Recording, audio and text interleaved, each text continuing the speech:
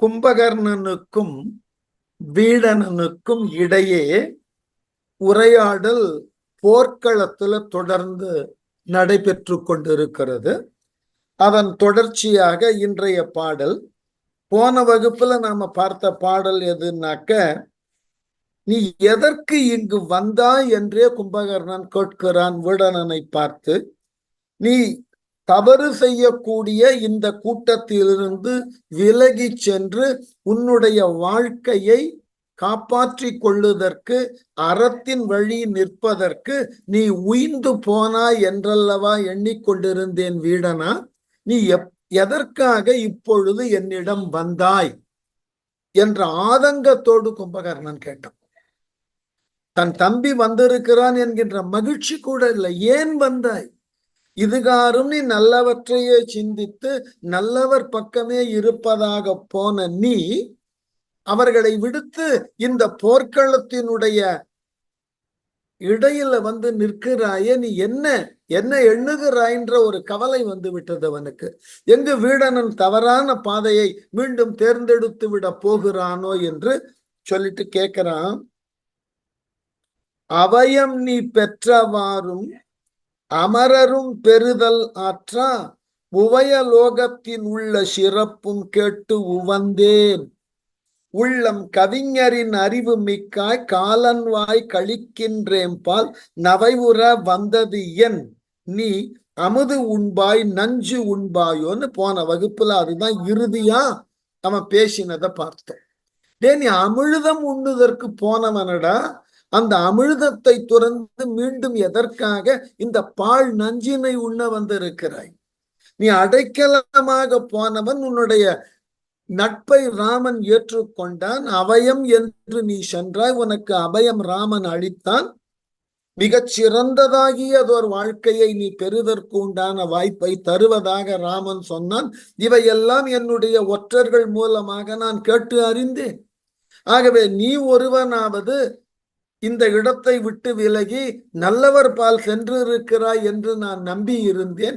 ஆனால் இப்பொழுது இந்த போர்க்களத்தினுக்கு என் எதிரே வந்து நிற்கிறாய். அமிழ்து உண்ண சென்றவன் எதற்காக நஞ்சை உண்ண வருகிறாய்?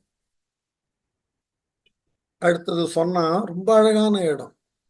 குலத்து இயல்பு அழிந்ததேனும் குமர, மற்ற உன்னை கொண்டே புலத்து என் மரபு மாயா புண்ணியம் பொருந்திற்று என்ன, வலத்து இயல் தோளை நோக்கி மகிழ்கின்றேன் மன்ன, வாயை உலத்தினை திரிய வந்தாய் உழைகின்றது உள்ளம். அந்தோ கும்பகர்ணனினுடைய மனோநிலை இருக்கு பாருங்க.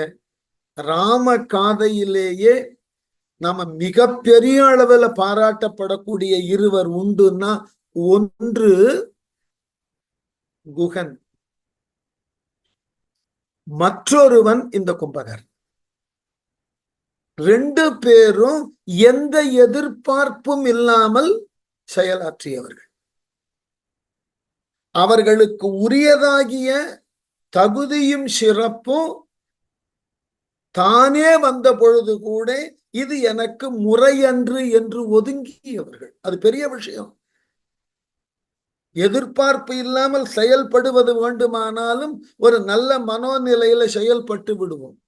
ஆனால் உங்களுக்கு உரியதாகிய ஒன்று நீங்கள் எதிர்பாராத நேரத்துல உங்களிடம் வருகிறது என்றால் அதை துய்ப்பதற்கு தான் மனது ஆசைப்படும். அங்கு தெளிவான மனத்தோடு திட்பத்தோடு இது எனக்கு பொருந்தாது என்று ஒதுக்கக்கூடிய மனோநிலை வராது.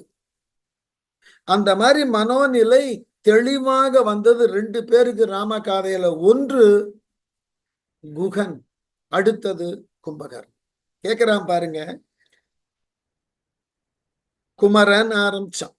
அதாவது ரொம்ப அழகான வார்த்தை அந்த குமரன்ற வார்த்தை.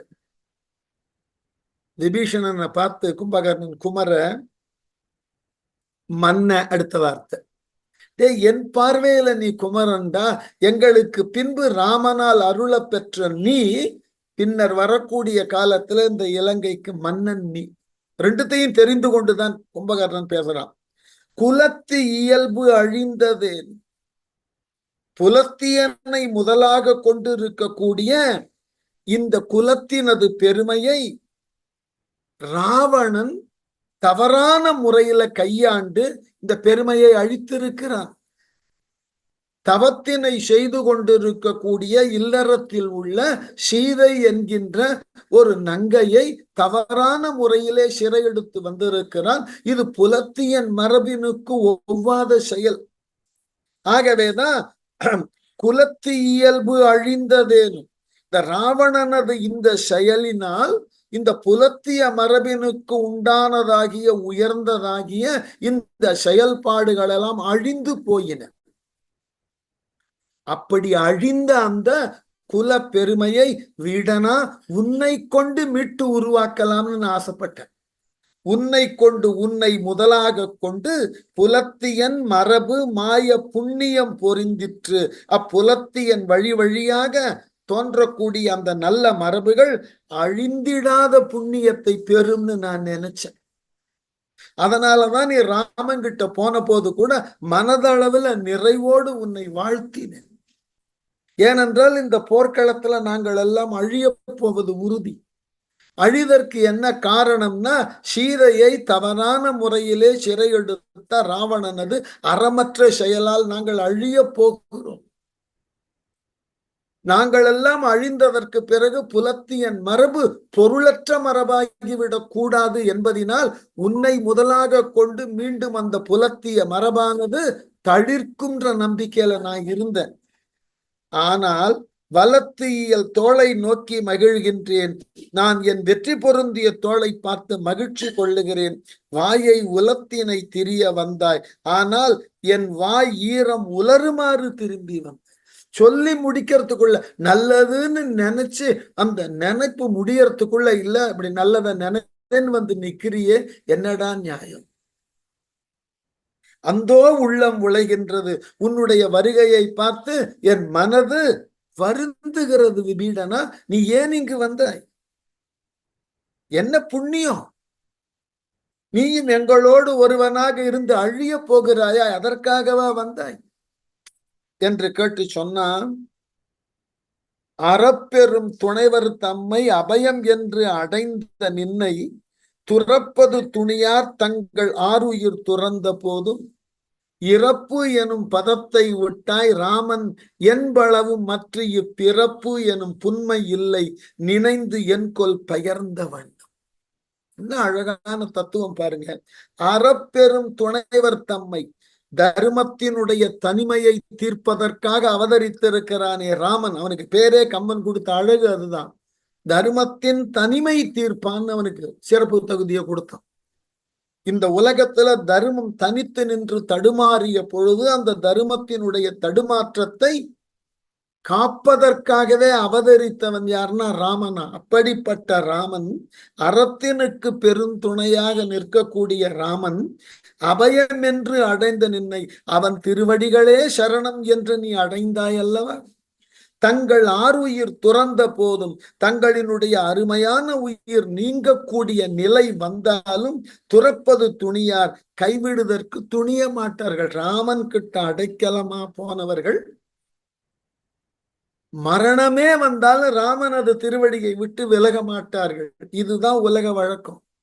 நீ அப்படி அடைக்கலமாக போன நீ இப்பொழுது என்னாயிற்று? எதற்காக ராமனை விட்டு ராவணன் அருகிலே வருகிறாய்? ஆகவே இறப்பு எனும் பதத்தை விட்டாய். நீ ராமனை அடைக்கலமாக அடைந்ததால் இறப்பு எனும் நிலையை கடந்து விட்டாய். ஏன்னா மரணம்ன்றது ஒண்ணுதான்.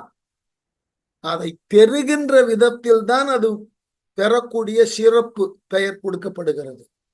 நல்லவன் மரணித்தால் அதுக்கு பேரு மோட்சம்னு பேரு.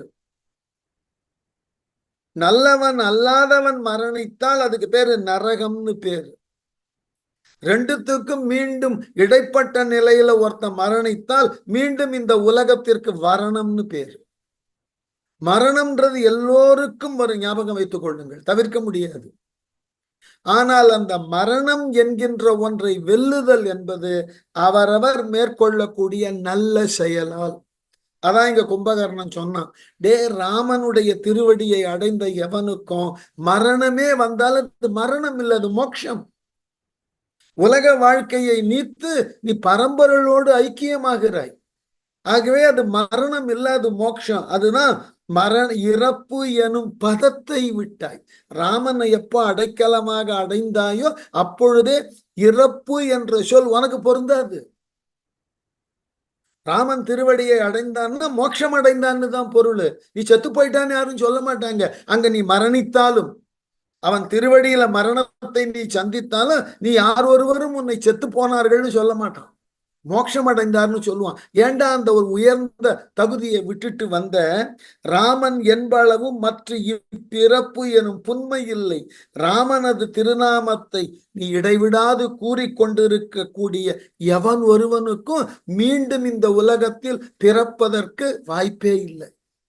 ராமன் என்பளவும், ராமன் என்கின்றவனது திருநாமத்தை இடைவிடாது எவன் ஒருவன் சொல்லிக் கொண்டிருக்கிறானோ அவனுக்கு இந்த உலகத்துல மீண்டும் வந்து பிறப்பதற்கு வாய்ப்பும் இல்லை.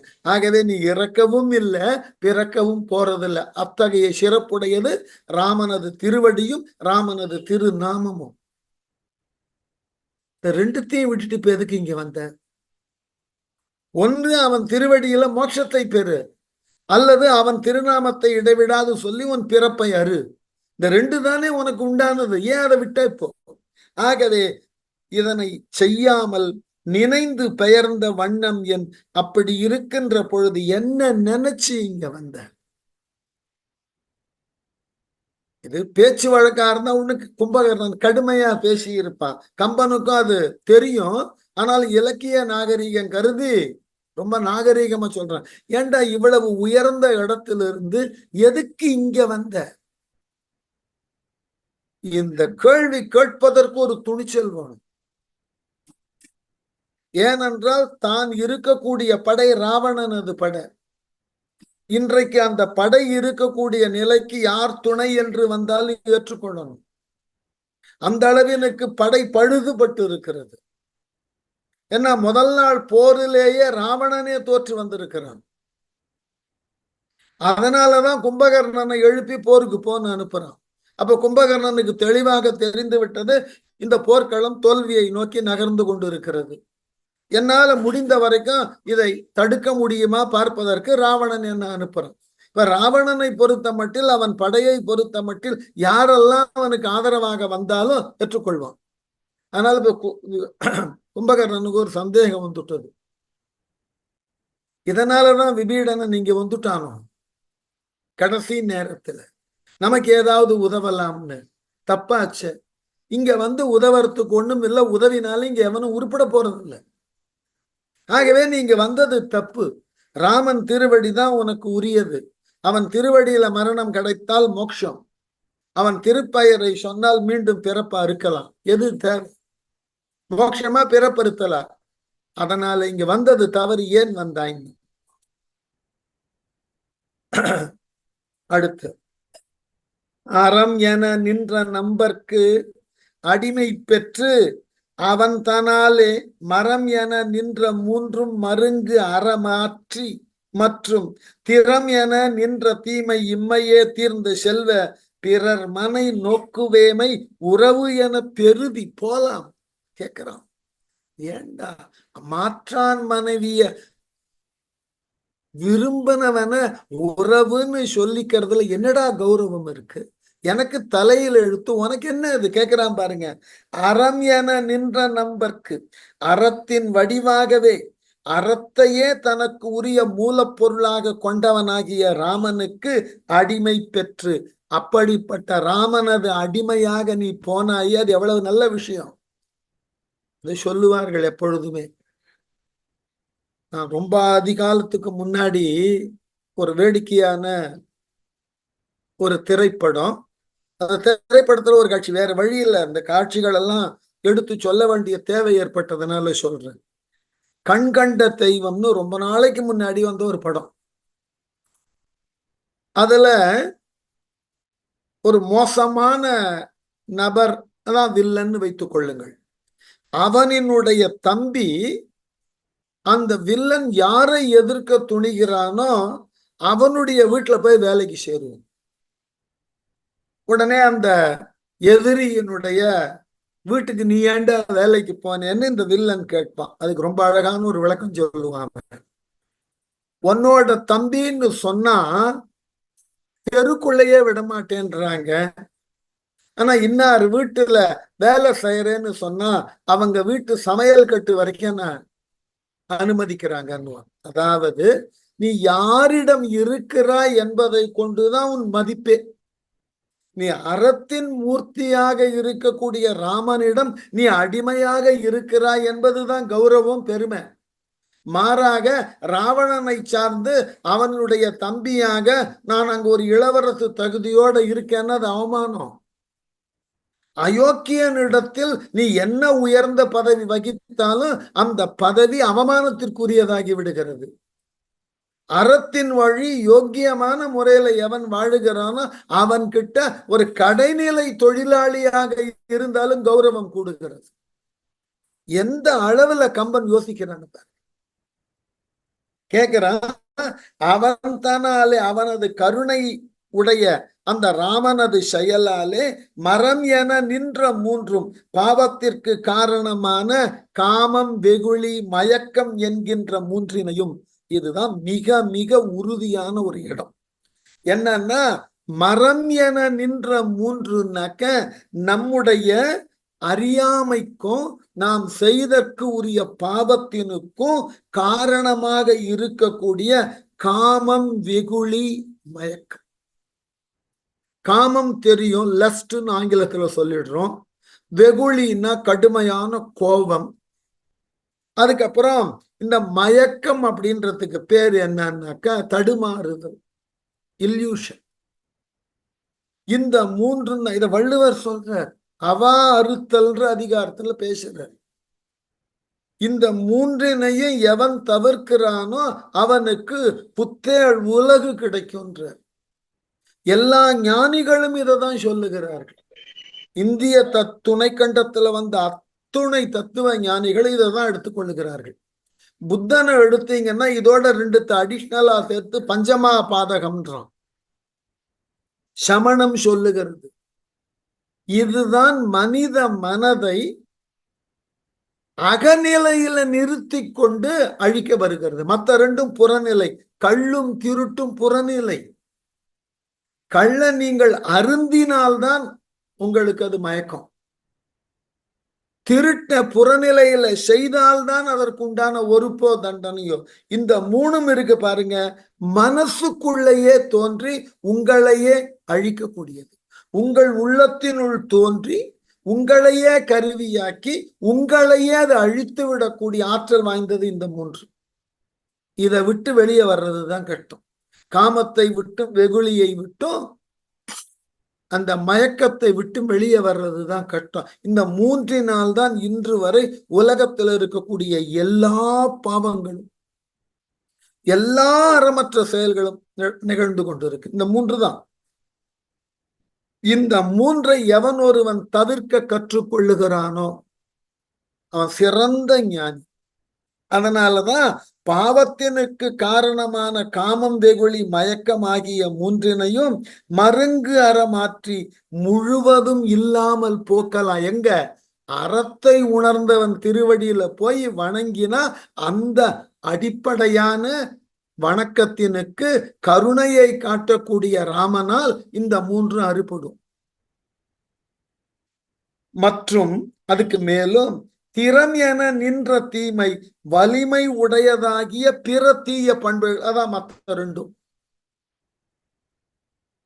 களவும் கள்ளும். இந்த மாதிரியான தீய பண்புகள் இம்மையே தீர்ந்த செல்வ இப்பிறவியிலேயே போக்கின வேண்டாம் நீ. அப்படிப்பட்ட ஞானி எங்க கூட இருந்த காலத்திலேயே நீ இதன் பக்கம்லாம் போக மாட்ட. அப்பவே நாராயணன் மீது மிகுந்த பக்தி கொண்டு எந்த தவறுக்கும் துணை போகாதவனாக இருந்த நீ நம்ம குலத்துல இப்படி ஒருவன் தோன்றினதே ஆச்சரியம். அப்படிப்பட்ட நீ பிறன்மனை நோக்குவேமை அயலாரது மனைவியை அறம் துறந்த நிலையில நோக்கும் எங்களைன்னா ராவணன் செஞ்ச தப்புக்கு நானும் உடந்தைன்னு தானே இப்ப இருக்கேன். அவனுக்காக தானே போர் செய்ய வரனால் எங்களைன்னா கும்பகர்ணன் எங்களை உறவு என பெருதி போலாம். உறவு என்று கொள்ளலாம்னு வந்திருக்கியா? வெக்கமா இல்ல?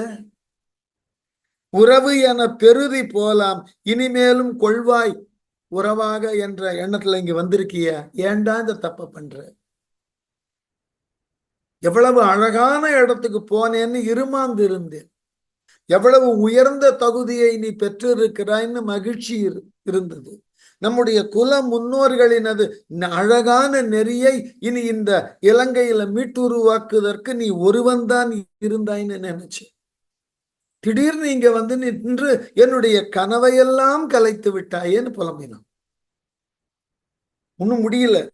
ஏன்னா நல்லவன் ஒருத்தன் தப்பு பண்ணான்னா அவனினுடைய செயலுக்கு பல விதத்துல எல்லோருக்கும் வருத்தம் வரும். கெட்டவன் ஒருத்தன் தப்பு பண்ணான்னா சொல்லிடுவோம், அது அவனுடைய இயல்பு, அதை யாரும் கேள்வி கேட்க மாட்டோம். கெட்டவன் செய்யற தப்பு இப்படித்தான், அவன் கெட்டவன் அவன் இப்படித்தான் இருப்பான்னுவான். நல்லவன் எவனாவது ஒரு தவறான செயலை செய்தாலோ செயலுக்கு உடன்பட்டு விட்டாலோ பார்க்கிறவன்லாம் வருத்தப்படும். அடுத்த வருத்தம் பாருங்க. நீதியும் தருமமும் நின்ற நிலைமையும் புலமைத்தானும் ஆதியம் கடவுளாலே அருந்தவம் ஆற்றி பெற்றாய். வேதியர் தேவன் சொல்லால் விழிவு இலா ஆயு பெற்றாய். சாதியின் புன்மை இன்னும் தவிர்ந்திலை போலும் தக்குள். இந்த பாட்டை கம்பன் சொல்றதுக்கு தகுதி உண்டு. இன்னைக்கு இந்த பாட்டை மேடையில சொன்னோம்னா கம்பன் கழகமாகவே இருந்தாலும் சரி, இந்த பாட்டை மேற்கோளா காமிச்சா உடனே நம்மை காவல்துறை சிறை செய்துவிடும். அவ்வளவு கடுமையான இடம். எப்படியா? தக்கோய்னா தகுதி வாய்ந்தவனே, நல்ல பண்பை உடையவனே. நீ எப்படிப்பட்டவன்? நீதியும் தர்மம் நின்ற நிலைமையும், அறத்துல உனக்கு இருக்கக்கூடிய நம்பிக்கை, அதை பின்பற்ற வேண்டும் என்கின்ற உறுதி, ரெண்டும் உங்ககிட்ட இருந்தது. புலமைத்தானும், இந்த அறத்தை இனம் பிரித்து அறியக்கூடிய புலமையும் உங்ககிட்ட இருந்தது. சில பேர் என்ன செய்வான், அறத்தினுடைய தன்மையும் அதனுடைய ஆழங்கால் பட்ட நன்மையும் தெரியாது. சரி, முன்னோர்கள் செய்கிறார்கள், நாம செய்யறோம். நம்ம அப்படித்தானே சாமி எல்லாம் கும்பிடவே ஆரம்பிச்சோம். நாம எல்லாம் சாமியை கும்பிட ஆரம்பிக்கும் போது தத்துவங்களை எல்லாம் புரிந்து கொண்டா கும்பிட்டோம்? இல்ல, வீட்டுல இங்க வந்து சாமியை கும்பிடுன்னா கும்பிட்டோம். தொடக்கத்துல எந்த ஒரு நல்ல பழக்கத்தினுடைய பின்விளைவும் காரணமும் தெரியாமல் தான் பின்பற்றுவோம். வளர வளர அந்த நற்செயல்களினுடைய காரண காரியங்களை ஆராய்ந்து மேலும் அதை ஆழமாக பற்றுவோம். அதுதான் அடிப்படை. அது போல இங்க கும்பகர்ணன் சொன்னா, பிறவியிலேயே நீ அறத்தை உணர்ந்தவன், அறத்தினுடைய தன்மையை உணர்ந்தவன், அதனால் விளையும் நன்மையை உணர்ந்தவன். வளர வளர அறம் பற்றின புலமையும் உனக்கு வந்தது. புலமை தானும் ஆதியம் கடவுளாலே முழு முதற் கடவுளின் மீது அருந்தவம் ஆற்றி பெற்றாய். மிகுதியான தவத்தை செய்து அறத்திலிருந்து பிறழ்ந்து விடக்கூடாத வாழ்க்கையை நீ பெற்றாய். வேதியர் தேவன் சொல்லால் அந்தணர்களுக்கு உரிய தலைவனாகிய பிரம்மன் கொடுத்த வரத்தால் விழிவு இலா ஆயுள் பெற்றாய். அழிவற்ற ஆயுளை நீ பெற்றிருக்கிறாய். அப்படிப்பட்ட நீ, இவ்வளவு உயர்ந்த நீ, அடுத்த வார்த்தை தான் கடுமையான வார்த்தை. இவ்வளவு பெரிய உசத்தியான ஞானம் கொண்டு இருக்கக்கூடிய நீ, சாதியின் புன்மை, இவ்வாறு உயர்ந்த புலமை உடைய நீ, ஜாதியினது இழிவை இன்னும் தவிர்ந்திலை போலும், இன்னும் விட்டுவிடவில்லை போலும். அசுர புத்தி உன்னை விட்டு ஒன்னும் போலியா? அசுரர்கள் மத்தியில தர்மம் எதுன்னு தெரிஞ்சு அதை பின்பற்றி அறிவினை கொண்டு அதை ஆய்ந்து அதற்காக இறைவனை நோக்கி தவம் செய்து அவனது அருளை பெற்று அதனால் அழிவில்லாத பல காலங்களிலே வாழுவதற்கு வரம் பெற்ற நீ, இவ்வளவு படிச்சும் ஜாதி புத்தி ஒன்னை விட்டு போலியேன்னு கம்பன் சொல்லலாம். இப்ப நாம சொல்ல முடியுமா? ஜாதி புத்தி ஒன்னும் ஒன்ன விட்டு, அசுரனோட புத்தி. அந்த இடத்துல ரெண்டு இடத்துல சொல்லுவேன். இந்த இடத்துல கம்பன் வெளிப்படையா சொல்லிட்டார். ஏற்கனவே இன்னொரு இடம் நாம படிச்சுட்டு வந்திருக்கோம். இரண்யனுடைய இரண்யன் வதை படலம்னு ஒண்ணு படிச்சோம் இல்லையா? விபீடனன் அந்த கதையை தான் சொல்லுவான் முதல்ல மந்திரி சபையில. அதுல ஒரு குறிப்பு காண்பிப்பார் கம்பர். இரண்யன் தவறு செய்தான் என்பதற்காக தூணை பிளந்து வந்த நரசிங்கம் இரண்யனை மடியில போட்டு நார் நாராக கிழிக்கின்றது. அந்த நரசிங்கத்தின் கோபம் கண்டு அகில உலகமும் நடுங்குகிறது. ருத்ரன் நடுங்குறான், பிரம்மன் நடுங்குறான், இந்திரன் நடுங்குறான், தேவாதி தேவர்களெல்லாம் நடுங்குகிறார்கள். அட்ட திக்கு நடுங்குகிறது. ஒருத்த மாத்திரம் பக்கத்துல நின்று ரொம்ப ஆர்வமா புன்சிரிப்பு மாறாம பார்த்து கொண்டிருக்கிறான். யாருன்னா பிரகலாதன். எப்படி அவனால முடிஞ்சது இதுனாக்க, சரி நடக்கிறது நடக்கட்டும், அசுர வித்து இல்லையா, அடுத்தவன் உயிரை எடுக்கிறதுக்கெல்லாம் பயப்படுற மாதிரியா அசுரன் இருப்பான். இந்த அசுர வித்து, தன்னுடைய பிறப்பு அசுரத்தனமானது. ஒரு அரக்கனுக்கு பிறந்தவன், அவன்கிட்ட போய் கருணை எல்லாம் நீங்க எதிர்பார்க்க முடியுமா? ஆகவே அங்கு கிழிக்கப்படுவது தன் தந்தை என்றாலும் கிழிப்பவன் பரம்பொருள். அதை வேடிக்கை பார்த்துட்டு இருக்கான். ஐயோ, அப்பாக்கு இப்படி ஆகுன்றதெல்லாம் கவலை இல்லை அவனுக்கு, அதை பார்த்து கொண்டு இருக்கு. இதுக்குத்தான் பேரு, தப்பா எடுத்துக்க கூடாது, கம்பன் வார்த்தையில ஜாதி புத்தி. கும்பகர்ணன் கேட்கிறான், ஏண்டா நம்ம இனத்துல நம்ம சாதியில அறத்தின் வழி நிற்பவன் நீ, அதனால பேரு வரங்கள் பெற்றவன் நீ, பல நாள் வாழுதற்கு உண்டான வரம் பெற்றவன் நீ, எதுக்கு இங்க வந்த? ஜாதி புத்தி காட்டி கொடுத்துட்டா, அந்த அடிப்படையில இங்க வந்துட்டியா? வெக்கமா இல்ல உனக்கு? அடுத்து, ஏற்றிய வில்லோன் யார்க்கும் இறையவன் ராமன் நின்றான், மாற்ற அரும் தம்பி நின்றான், மற்றையோர் முற்றும் நின்றார், கூற்றமும் நின்றது, எம்மை கொல்லிய விதியும் நின்ற, தோற்றையம் பக்கல் ஐய வெவ்வலி தொலைய வந்தார். கொஞ்சம் அச்சுறுத்தி பார்த்தான், கொஞ்சம் பணிவா கேட்டு பார்த்தான், ராமன்ற பரம்பொருளை விட்டு ஏண்டா வந்தேன்னு. அதுக்கப்புறம் கொஞ்சம் கடுமையா நிந்தித்து பார்த்தான், நம்ம குல புத்தி உன்னை விட்டு போகலையா, என்னதான் தவம் பண்ணாலும். இப்ப இரக்கம் தோன்ற பேசுறான், ஏண்டா சாகர கூட்டத்துல வந்து நிக்கிற? ஐயா தலைவனே, யாருக்கும் இறையவன் ராமன், எல்லோருக்கும் தலைமை தகுதிக்கு உரியவன் ராமன்.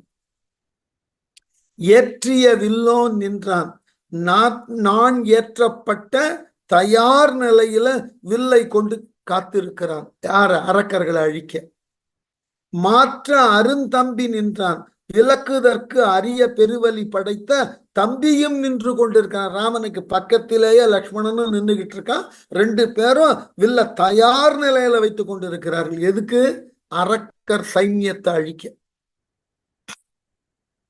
மற்றையோர் முற்றும் நின்றார், வானரர்கள்ல சிறந்த வீரர்கள், படைத்தலைவர்கள், அவர்கள் தலைமையின் கீழ் பெரிய வானரப்படையே காத்து கொண்டு நிற்கிறது.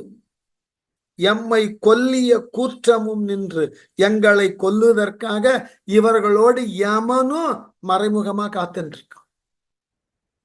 ஆதலால் விதியும் நின்ற, அதற்கு ஏற்றாற் போல விதியையும் அமைஞ்சிருக்கு.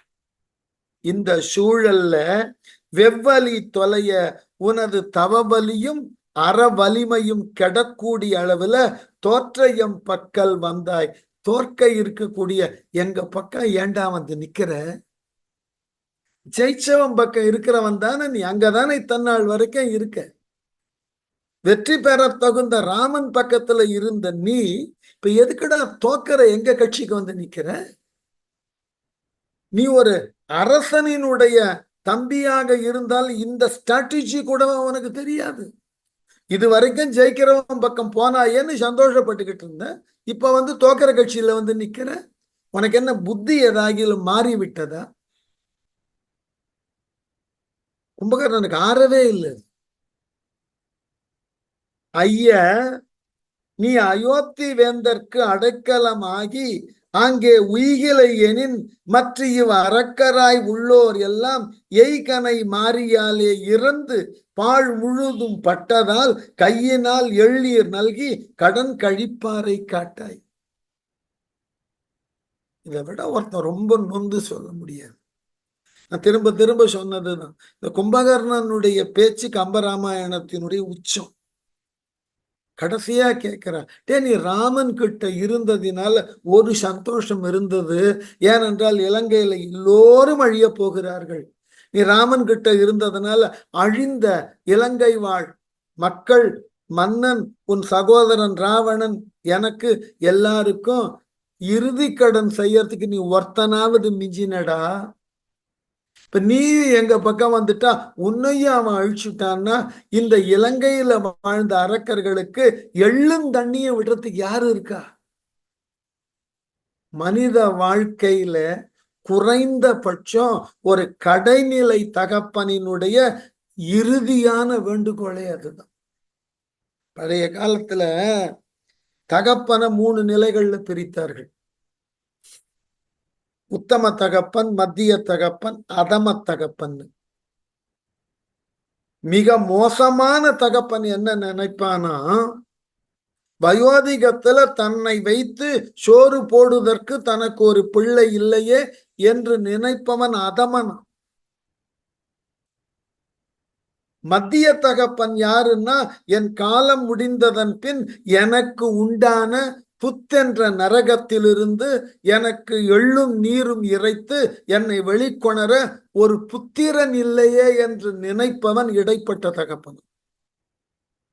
தலைப்பட்ட தகப்பன் யார்னா, என்னால் மேற்கொள்ளக்கூடிய நற்செயல்களை என் காலத்திற்கு பிறகு தொடர்ந்து எடுத்து நடத்துவதற்கு பிள்ளை இல்லையேன்னு வருந்துபவன் தலைப்பட்ட தகப்பனா. இங்க கும்பகர்ணன் நினைச்சு பார்க்கறான், ஏண்டா வீடனா, எல்லோரும் செத்து போக இருக்கிறோம். நீ ஒருவன் தான் ராமனிடம் இருந்ததினால இறந்து போன அல்லது இறந்து போக போகின்ற எங்களுக்கெல்லாம் இருங்கடன் செய்வதற்கு நீ ஒருவன் இருக்கிறாய்ன்னு சந்தோஷப்பட்டேன். இப்ப அதையும் கெடுத்துட்டிய.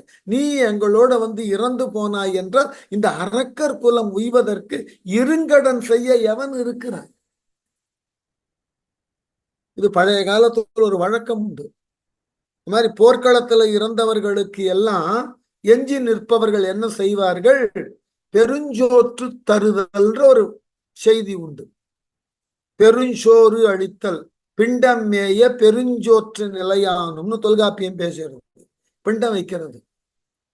சில பேர் பொதுவான நிலைகள்ல இதை செய்கிறார்கள்.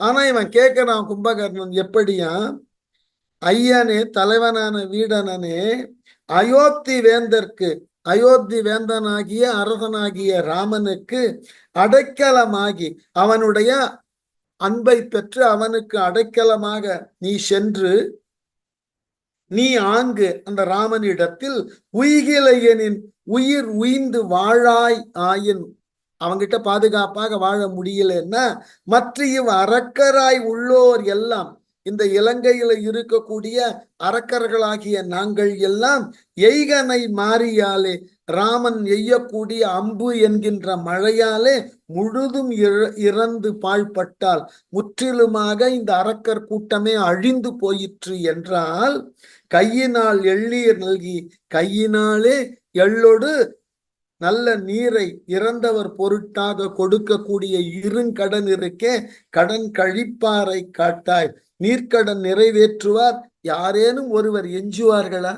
நீ ராமங்கிட்ட இருக்கிற வரைக்கும் எங்களுக்கு அந்த நம்பிக்கை இருந்ததுனா, நாங்கள்லாம் இறந்ததுக்கு அப்புறம் எங்களுக்கு இருங்கடன் செய்யறதுக்கு நீ இருக்கேன்னு. நீயும் இப்ப இந்த பக்கம் வந்துட்டேன்னா வேற எவன் எங்களுக்கு நீர்க்கடன் செய்வான்? நீயும் செத்து போயிட்டான்னா வேற எவனாவது ஒருத்தன் நம்ம அனைவருக்கும் நீர்க்கடன் செய்வதற்கு இருப்பான்னு ஒருத்தனை காமி. ஒருவனும் இருக்க மாட்டான். அதான் சிக்கல். வாய்ப்பும் கிடையாது. அதற்காவதாவது நீ ராமங்கிட்ட போ. ஏன்னா செத்தத்துக்கு அப்புறமாவது நாங்க நீர்க்கடன் கொடுக்கப்படுவதனால நாங்க மேல் உலகத்திலேயாவது நிம்மதியா இருக்கலாம். அதை கொடுப்பதற்கு வாய்ப்பு இல்லை. நீ இங்கு வந்து விட்டாய் என்றால் வருவதும் இலங்கை மூதூர் புலையலாம் மாண்ட பின்னை திருவுரை மார்பனோடு புகுந்து பின் என்றும் தீரா பொருவ அரும் செல்வம் துய்க்க போது நீ விரைவின் என்றான், கருமம் உண்டு உரைப்பது என்றான், உரை என கழலுற்றான். ரொம்ப கடுமையா கேட்டோம். இலங்கை மூதூர் வருவதும், நீ இலங்கைக்கு வருதற்குரிய காலம் இப்போது இல்லை. இலங்கைக்கு வரக்கூடிய காலம் வரும். எப்படி வரப்போற நீ? அப்போ புலையெல்லாம் ஆண்ட பின்னை இந்த இழி தொழில் புரிந்த அரக்கர்கள் எல்லாம் இறந்து போனதற்கு பிறகு இலங்கைக்குள்ள நீ எப்படி வரப்போற? திருவுரை மார்பனோடும் புகுந்து திருமகள் வாழுதற்கு உண்டான மார்பை பெற்றுள்ள ராமனோடு வருவேன். பின் என்றும் தீரா பிறகு என்றுமே அழியாத பொருவ அரும் செல்வம் ஒப்பற்ற இலங்கையினுடைய ஆட்சி செல்வத்தை பெற்று வீட்டு உலக செல்வத்தையும் பெற்று துய்க்க போதுதி விரைவில் அனுபவிப்பதற்காக விரைவில் திரும்பி போய்விடுக. இப்ப நிக்காதீங்க. நீ ராமனோடு மீண்டும் தான் இலங்கைக்கு வரணும். வந்தா வாழுகின்ற வரைக்கும் இலங்கை மன்னனா இருப்ப. வாழ்ந்து மறைஞ்சதுக்கு அப்புறம் வைகுந்தத்துல உனக்கு பதவி இருக்கும். இப்ப வராத.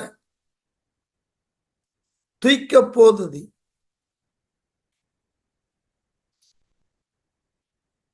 அனுபவிப்பதற்கு விரைவாக போய்விடு என்று கும்பகர்ணன் கூற, கருமம் உண்டு உரைப்பது என்றான். அதற்கு வீடனன், நான் கும்பகர்ணா அண்ணா, நான் உன்கிட்ட இருக்கிறதுக்கு வல்ல ஒரு விஷயம் பேச வந்திருக்கேன். எடுத்த உடனே அதை சொல்லிடணும். கும்பகர்ணனுக்கு ஒரு நிம்மதி கிடைக்கும்.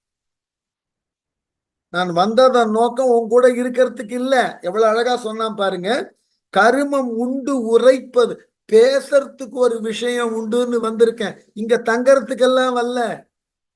ஆகவே அதை சொல் என்று கும்பகர்ணன் கேட்டான். அப்படியா, என்ன சொல், எதுக்கு இங்க வந்த? கருமம் உண்டு உரைப்பது என்றான் வீடனன். உரை என கழறல்னாக்க அதிகாரம் என்ன சொல்லு அப்படின்னு கேட்கறது. என வீடனன் கூற ஆரம்பிச்சான். என்ன அப்படின்னு கேட்ட உடனே கும்பகர்ணன் அப்படி கேட்ட உடனே என்ன சொல்றதுக்கு இருக்கா, என்ன சொல்ல சொல்லு. விபீடனன் ஆரம்பிச்சான் பேச. நான் போய் சரணடைஞ்சுட்டேன். அங்கிருந்து நான் வந்ததையே தப்புன்னு நினைக்கிறிய நீ. நீ அல்லவா ராமங்கிட்ட சரணடைய. நான் ஏதோ தவறு செய்து வந்து விட்டவனை போல என்னை இவ்வளவு நேரம் நிறுத்தி வச்சு பேசினியே கும்பகர்ணா. அப்ப நீ எவ்வளவு தெளிவான ஞானம் உள்ளவன். நீ அல்லவா ராமங்கிட்ட இருக்கணும். என்ன அழகான விவாதம் பாருங்க. இருள் ஒரு சிந்தை ஏற்கும் இன்னருள் சுரந்த வீரன் அருளும் நீ சேரின் ஒன்றோ அவயமும் அளிக்கும் அன்றி மருள் உரு பிறவி நோய்க்கு மருந்தும் ஆம் மாறி செல்லும் உருள் உரு சகட வாழ்க்கை ஒழித்து வீடு அளிக்கும் அன்றி. என்ன அழகா சொன்னா, டே அறியாமையோட இருக்கிறவனுக்கே ராமன் அடைக்கலம் தரான். நீ எல்லாம் அறிஞ்சவனா இவ்வளவு நேரம் பேசினியே கும்பகர்ணா, உன்னை ராமன் ஏத்துக்காம இருப்பானா? எப்படியா? இருள் உரு சிந்தையோர்க்கும் அறியாமை நிரம்பிய மனத்தை உடைய எனக்கும் என்னை போன்றோருக்கும் இன்னருள் சுரந்த வீரன் இனிய அருளை சுரந்து என்னையே அடைக்கலமாக ஏற்றுக்கொண்ட வீரனாகிய ராமன், நீ சேரின் அருளும், நீ அடைக்கலமாக வந்து சேரினும் அருள் புரிவான். ஞாபகம் வச்சு. அறியாமையோடு உழன்ற என்னையே அவன் ஏற்றுக்கொண்டான். நீ தெளிவா இருக்கடா. ராமன் யாருன்னு உனக்கு தெரிஞ்சிருக்கு. ராவணன் செய்வது தவறுன்னு புரிந்து இருக்கிறது. இப்படிப்பட்ட ஒன்ன அவன் ஏத்துக்க மாட்டானா? ஒன்றோ உனக்கு அடைக்கலம் மட்டுமா அவன் தருவான்? ஒன்றோ அது மட்டுமா, அவயமும் அளிக்கும், உனக்கும் எவராலும் துன்பம் நேராமல் அவனால் பாதுகாக்க முடியும். அதோட நில்லாமல் மருள் உரு பிறவி நோய்க்கு தரக்கூடிய பிறவி என்ற நோய்க்கு மருந்துமாம் அவன் மருந்தாகவும் செயல்படுவான். மாறி செல்லும் இன்பமும் துன்பமுமாக மாறி மாறி சுழன்று கொண்டிருக்கக்கூடிய உருள் உரு சகட வாழ்க்கை ஒழித்து உருண்டு ஓடக்கூடிய வண்டியின் சக்கரம் போல கீழ் மேலாக மேல் கீழாக இன்பம் துன்பம் என்கின்ற இரண்டும் மாறி மாறி சுழன்று கொண்டிருக்கக்கூடிய இந்த உலக வாழ்க்கையை நீக்கி வீடு அழிக்கும் அன்றே வீட்டு உலகையும் அவன் அழிப்பான். ஆகவே கும்பகர்ணா, உன்னை அழைத்து செல்லுதற்குத்தான் வந்தேன் சொல்லிட்டு அடுத்த வார்த்தை சொன்னான். நான் அவங்கிட்ட அடைக்கலமா போன போது இலங்கை எனக்கு தரேன்னு அவன் சொல்லி என்னை இன்னமும் இலங்கை மன்னன்னு தான் அழைத்து கொண்டு இருக்கிறான். நீ இப்ப ராமன் கிட்ட வந்ததாக ஒரு நிலை தோன்றினான். ராமன் எனக்கு அளித்த நாட்டை நான் உனக்கு கொடுத்துடுறேன். உனக்கு தொண்டு செய்து நானும் நீயுமா இலங்கையை நல்ல முறையிலே ஆளுவோம். எப்படி? எனக்கு அவன் தந்த செல்வத்து இலங்கையும் அரசும் எல்லாம் நினக்கு நான் தருவேன். தந்து உன் ஏவலின் நெடிது நிற்பேன். உனக்கு இதின் உறுதி இல்லை உத்தம. உன் பின் வந்தேன் மனக்கு நோய் துடைத்து வந்த மரபையும் விளக்கு வாழி.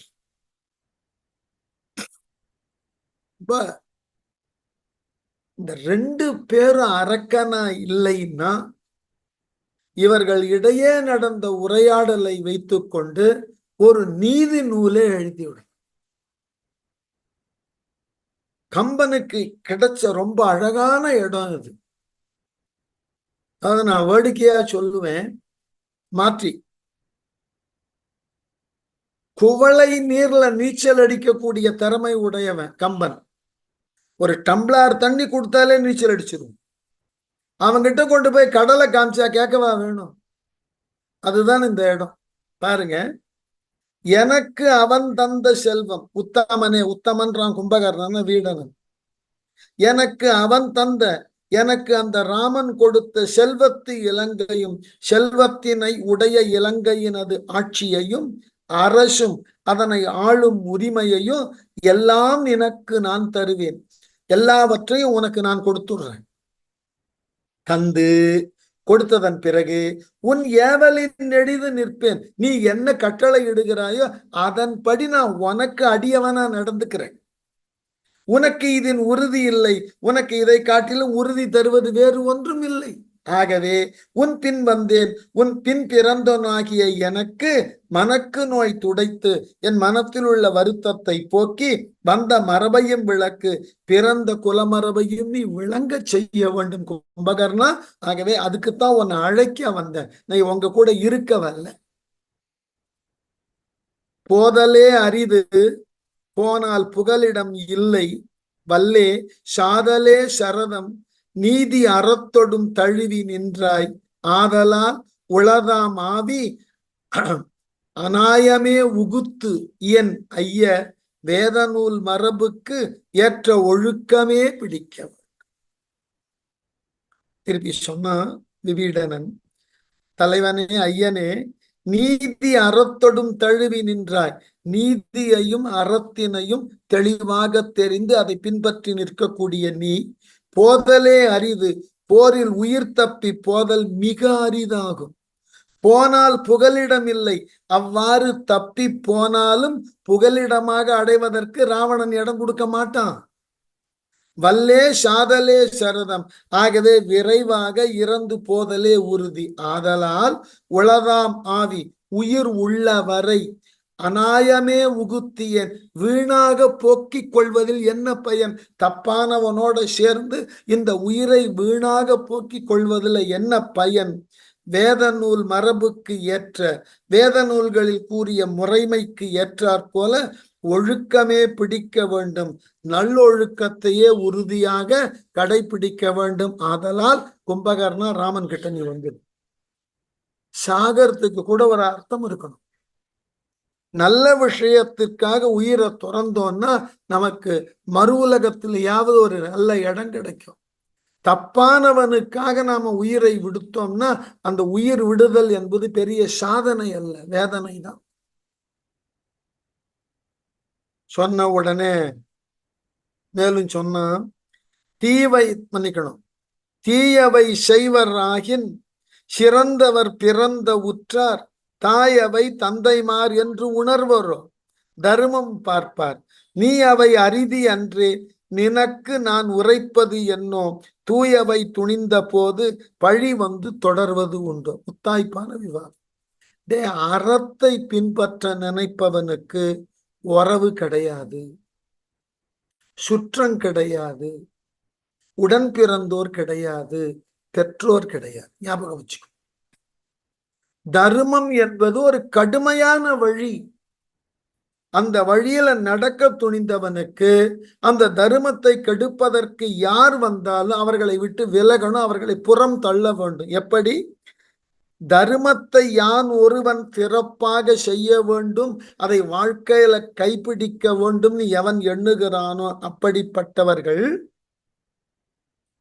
தீயவை செய்வராகின், தீய செயல்களை செய்யக்கூடியவர்களை சிறந்தவர், அன்பில் சிறந்தவர், பிறந்த உற்றார், உடன் பிறந்த உறவு முறையினர், தாயவை தாயாகிய அவ்வை, தந்தைமார் தந்தைமார் என்று உணர்வரோ என்று எண்ணி பார்ப்பார்களா? ஞாபகம் வச்சுக்கோ.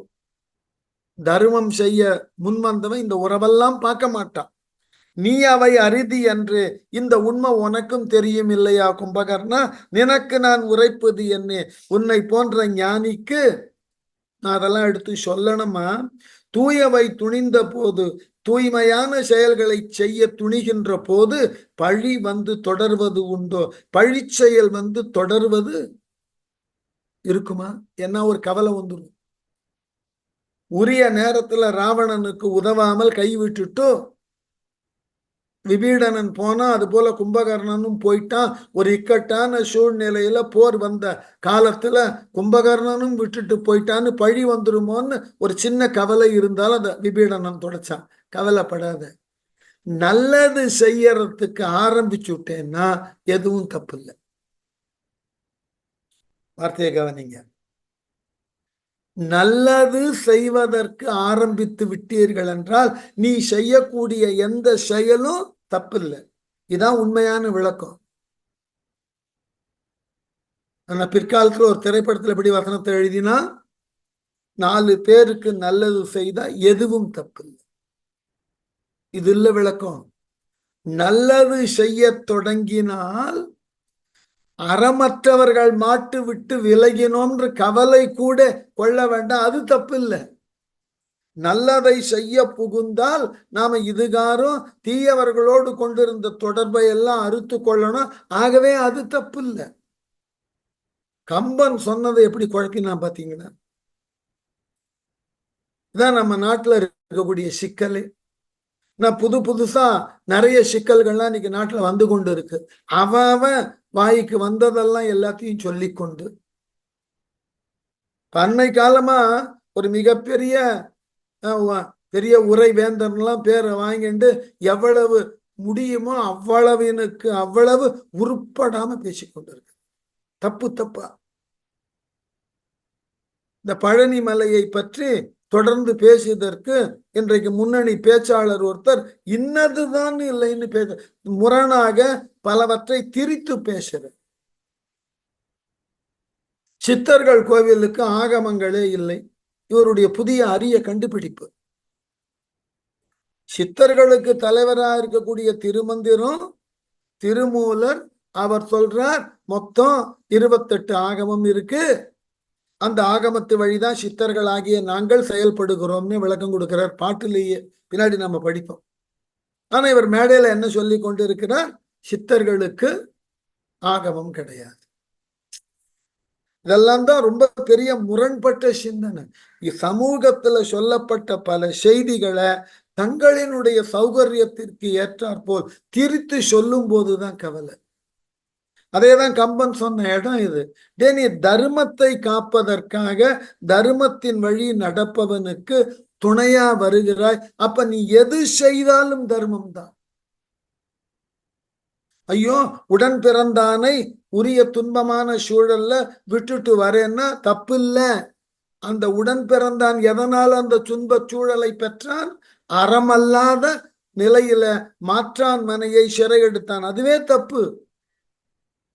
அப்படிப்பட்ட தவறு செய்த ஒருவனை போர் என்று வந்த பொழுது அவன் அருகே நின்று தப்புக்கு துணை போறதுக்கு பதிலா உன்னுடைய ஒப்பற்ற உயிரை நல்லவனிடம் கொண்டு போய் சேர்த்து காப்பாற்றி கொள்றதுல ஒரு குறையும் இல்லை.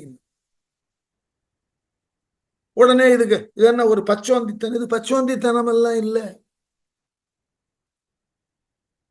சொல்லிட்டு அடுத்ததும் சொன்னா, மக்களை, புறவர் தம்மை, மாதரை, மற்றுளோரை ஒக்கும் இன்னுயிர் அன்னாரை உதவி செய்தாரோடு ஒன்ற துக்கம் இத்தொடர்ச்சி என்று துறப்பரால் துணிவு பூண்டோர் மிக்கது நலனே ஆக வீடு பேறு அளிக்கும் என்று.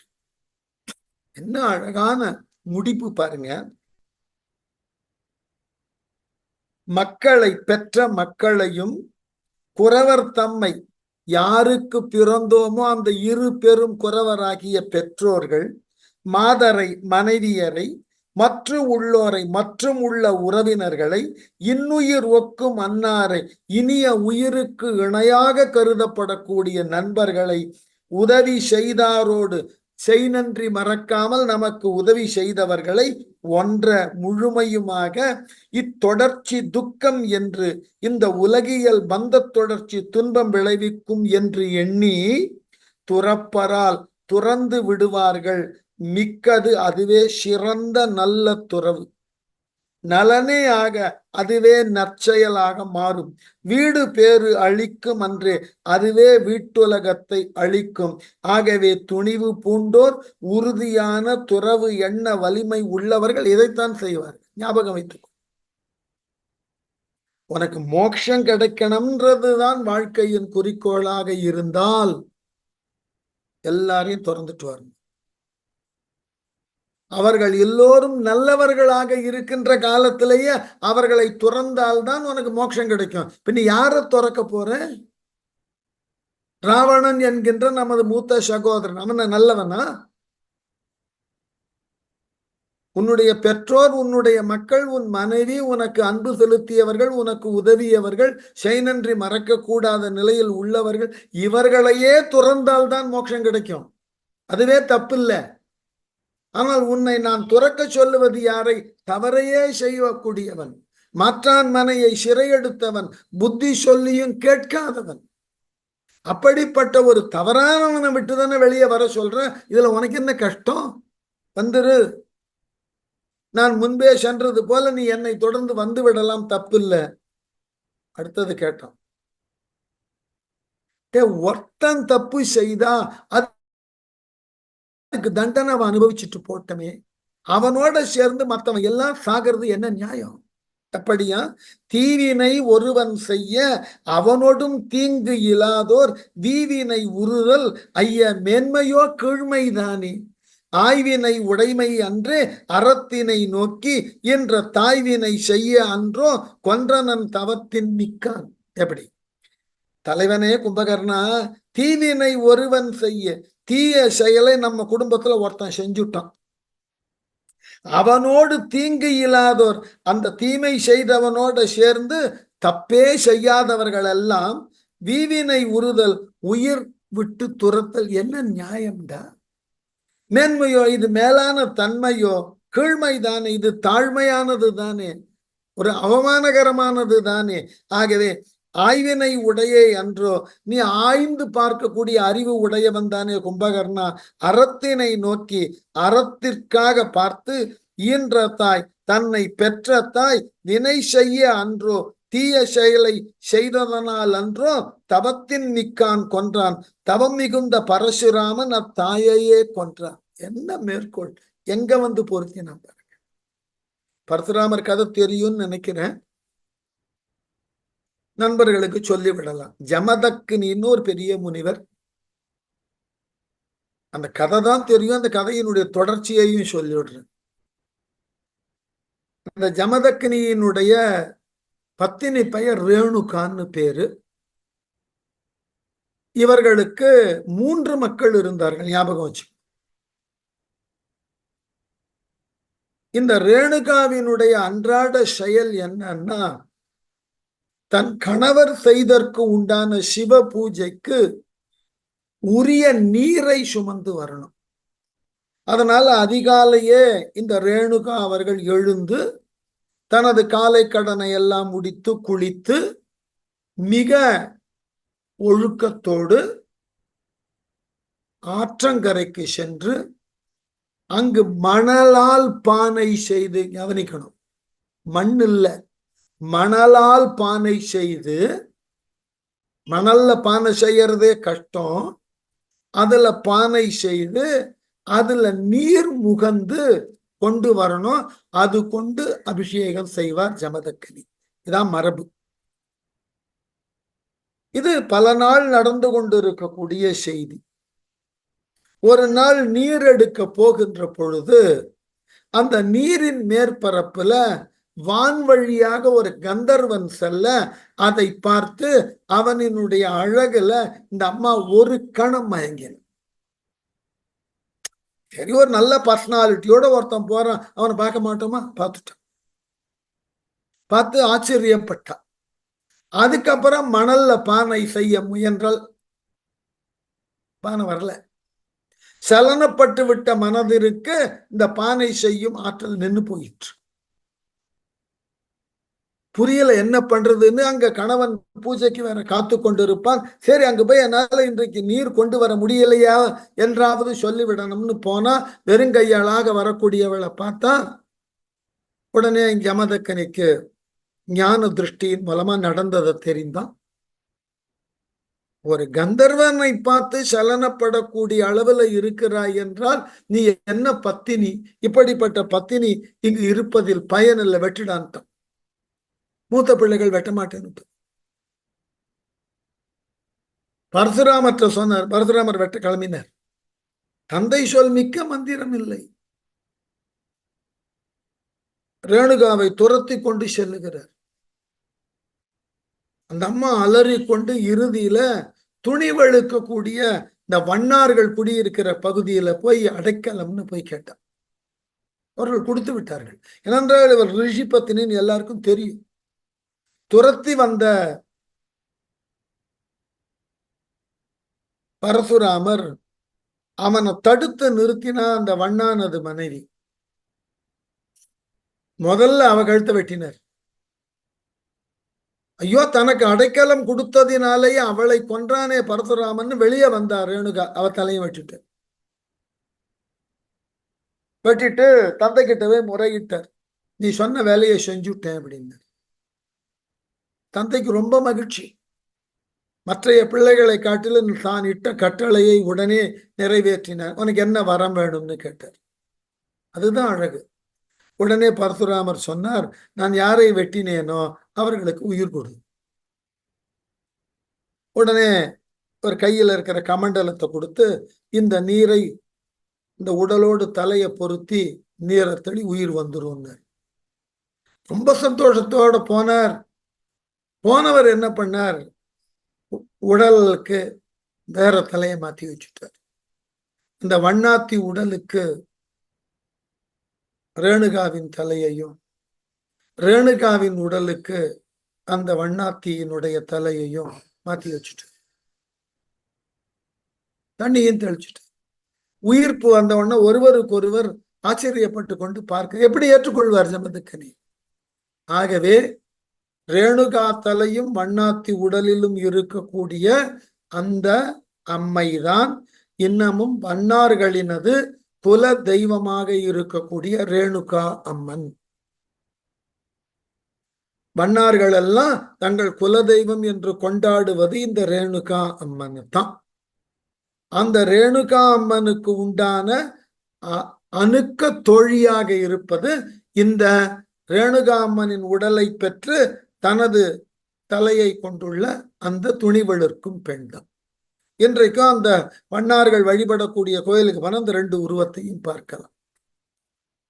இப்படித்தான் புராணங்கள்ல தெய்வங்கள் உருவாக்கப்படுகிறார்கள். இதற்கெல்லாம் ஒரு குறியீடு, அதை முதல்ல தெரிஞ்சுக்கணும். இந்த குறியீடு எதனால உருவாகிறதுனாக்க, நம்ம நிறைய நேரங்கள்ல தப்பாக சிலவற்றை புரிந்து கொள்வதனால இவைகளை எல்லாம் நம்மால விளக்க முடியறதில்லை. உதாரணம் சொல்றேன். நம்ம என்ன நினைச்சுட்டு இருக்கோம்? பேச்சு வழக்கில் மகிழ்ச்சின்னு ஒண்ணு வச்சுட்டு இருக்கோம், ஆனந்தம்னு ஒண்ணு வச்சுட்டு இருக்கோம். இந்த மகிழ்ச்சிய தமிழ் சொல்லுன்னு எடுத்துட்டாக்க அதுக்கு வடமொழியில என்ன சொல்றான்? சந்துஷ்டின்றான். அதுக்கப்புறம் ஆனந்தம். இப்ப ரெண்டும் என்னன்னா, ரெண்டுத்துக்கும் நிறைய வேறுபாடு. இந்த சந்துஷ்டின்றது ஒரு மொமெண்டரி பிளஷர், புரிஞ்சுக்கணும். உதாரணம், ஒரு குழந்தை பொம்மை வேணும்னு கேட்கறது. அந்த பொம்மையை வாங்கி கொடுங்கோ, கொடுத்த உடனே அது வாங்கி கொண்டு அடையக்கூடிய மகிழ்ச்சி இருக்கு பாருங்க, அது மொமெண்டரி பிளஷர், மொமெண்டரி ஹாப்பினஸ். ஒரு 10 நிமிஷம் கழிச்சு அந்த பொம்மையை போட்டு போயிடும். அது மாதிரி வாழ்க்கையில நாம ஏதாகிலும் ஒன்றை பெறணும், ஏதாகிலும் ஒன்றை அடையணும் அப்படின்னு முயலும் போது நமக்கு அது நாம் முயன்றது, நம்ம பெற வேண்டி எண்ணியது கிடைச்சுட்டதுனால நமக்கு நிரந்தர சந்தோஷம் எல்லாம் வராது. அந்த மோமெண்ட்டுக்கு அது சந்தோஷம். நிரந்தரமாக சந்தோஷம் எதுன்னா, வாழ்க்கை முழுவதும் சில லட்சியத்தினுக்காக இறுதி வரை வாழ்ந்து அதையே வாழ்க்கையாக கொண்டு அதன் மூலமாக நிலைத்த புகழோடு இருக்கிறார்களே, அவர்களுக்கு பெறப்படுவதுதான் பிளிஸ். இப்படியெல்லாம் நீ பிளிஸ்ஸ பெறலாம், பெற்றவர்கள் இப்படி இருக்கிறார்கள்னு அவர்களுக்கெல்லாம் ஒரு உருவம் கொடுத்தோமே, அவர்கள் தான் கடவுளர்கள். அதனால நம்ம வழிபடக்கூடிய ஒவ்வொரு கடவுள் உருவத்திற்கு பின்னும் இப்படிப்பட்ட மாற்றமிலா நிலைத்த மகிழ்ச்சி இருக்கு. அந்த மகிழ்ச்சியை நீ பெற வேண்டும் என்பதற்கு அவர்கள் முயன்ற செயல் இதுன்னு சொல்றதுக்கு அவர்களை ஒரு குறியீடா, ஒரு சிம்பலா வச்சுதான் நம்ம கும்பிட்டு இருக்கோம். ராமனை ஏன் கும்பிடுறோம்? எந்த சூழ்நிலையிலும் பெற்றவர்களை எதிர்த்து பேசக்கூடாது. எந்த சூழ்நிலையிலும் அறம் நழுவி செயல்படக்கூடாது. எந்த சூழ்நிலையிலும் ஏக பத்தினியாய் இருக்க வேண்டும். இந்த மூன்றும் ராமன் வாழ்ந்த காலத்துல நடக்காத விஷயம் தான், புரிஞ்சுக்கணும். ராமனுக்கு முன்னாடி வாழ்ந்த பரசுராமன் காலத்துல அப்பா வார்த்தைய கேட்காத பிள்ளைகள் இருந்திருக்குன்னு தெரியறது. கேட்ட பரசுராமன் தெய்வம் ஆயிட்டான். அதான் அடிப்படை. ராமன் காலத்துல அவனுக்கு முன்னாடி இருந்த மன்னர்கள் எல்லாம் பல பத்தினிமார்களோடு இருந்தார்கள். ராமன் ஒருவன் தான் ஏக பத்தினியா இருந்தான், தெய்வம் ஆயிட்டான். இவர்கள் செயற்கரிய செயலை செய்து காட்டி இதன் மூலமா நீயும் உன் வாழ்க்கையை நடத்திக்கொள் என்பதற்காக அவர்கள் ஒரு உருவமாக நின்று நமக்கு உணர்த்தி கொண்டே இருக்கிறார்கள். நாம என்ன தப்பு பண்ணோம்? அவர்கள் உணர்த்த வந்ததை விட்டுட்டோம், உணர்த்தி அவர்களை தெய்வமா மாத்தி கும்பிட்டு இருக்கோம். எதை செய்யணும்? அவர்கள் உணர்த்த வந்ததை வாழ்க்கையில கடைபிடிச்சிருக்கணும், அதை விட்டுட்டோம். மாறாக அவனுக்கு கோவில் கட்டி கும்பிட்டு இருக்கோம். அவன் அதை சொல்லவே இல்லை. டே, நான் இவ்வாறு இதை செய்தேன், நீ செய்யன்றதுக்கு அவன் குறியீடா நிக்கிறான். அதை விட்டுவிட்டு கொள்கையை தவற விட்டுட்டு அதை சொன்னவனை கும்பிட்டு கொண்டிருப்பதில் என்ன பயன்? அததான் கேட்கிறான். தீவினை ஒருவன் செய்ய, ஒருத்தன் ஒரு குடும்பத்துல ஒரு குலத்துல ஒருத்தன் தப்பு செய்ய, அவன் தப்ப போக்குறதுக்கு மறைக்கிறதுக்கு அந்த குலமே அழிவது என்பது மேன்மையா? கீழான வேலை இல்லையா? ஆகவே எதையும் ஆராய்ந்து பார்க்கக்கூடிய ஆற்றல் பெற்ற கும்பகர்ணா, தர்மம் எதுன்னு தெரிந்து ஈன்ற தாய்வினை செய்ய அன்றோ கொன்றனன் தவத்தின் மிக்கான். தாயே தப்பு செய்தால் என்று தெரிந்ததன் காரணமாக அவளையே கொல்ல போலையா பரசுராமன்? இதை விட உனக்கு வேறு என்ன சான்று வேண்டும் என்று தொடர்ந்து பேச தலைப்படுகிறான். அது அடுத்த வகுப்பில்.